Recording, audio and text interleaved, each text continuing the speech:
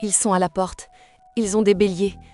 Élodie est assise sur le canapé en lin blanc, un verre de Montrachet à la main. Elle sourit.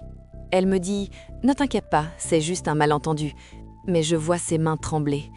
Je regarde autour de moi.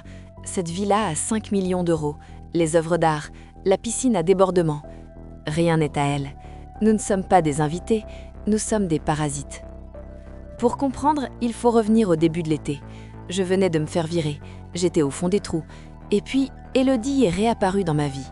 Élodie, c'est la fille solaire, celle qui a toujours de la chance, riche héritière, influenceuse, toujours entre deux avions. On s'était perdu de vue, mais elle m'a appelée. « Viens à Biarritz, mes parents ont une villa, ils n'y sont pas, on va se refaire une santé. » J'ai dit oui, évidemment. L'arrivée était magique. La maison était perchée sur la falaise, face à l'océan, une architecture ultramoderne, béton et verre. Le soleil tapait fort, mais l'air marin rafraîchissait tout. Élodie avait le code du portail, elle avait les clés, elle connaissait le code de l'alarme.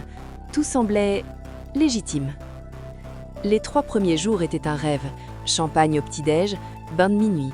Mais il y avait des détails bizarres. D'abord, il n'y avait aucune photo de famille, juste de l'art abstrait. Élodie m'a dit « Mes parents détestent s'afficher. » Ok. Ensuite, les placards. J'ai ouvert un dressing pour ranger mes affaires, il était plein de vêtements d'hommes, des costumes italiens, des montres de luxe. Élodie a ri « C'est les affaires de mon père, touche pas. » Mais l'odeur, ça sentait le parfum d'homme récent, pas le renfermé. J'ai commencé à avoir ce sentiment, le syndrome de l'imposteur mais en pire, comme si les murs me rejetaient. Le 4e jour, le jardinier est passé. J'ai paniqué, je me suis cachée dans la cuisine. Je me suis dit, c'est fini, il va voir qu'on n'est pas censé être là. Élodie est sortie, elle lui a parlé avec un aplomb terrifiant. Elle a ri, elle lui a donné un billet de 50 €.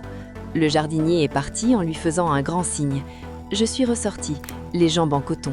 Elle m'a dit « Tu vois, détends-toi, tu es trop stressée. » J'ai bu un verre, j'ai cru que j'étais parano. J'ai failli la croire. Le soir même, on a voulu ouvrir une bouteille spéciale. Elle m'a emmenée à la cave à vin. C'était une pièce blindée. Elle a tapé le code. Erreur. Elle a réessayé. Erreur. Elle a juré, a sorti son téléphone, a cherché dans ses notes et a tapé un code. Ça a marché. Mais ce n'était pas une note code maison, c'était une photo.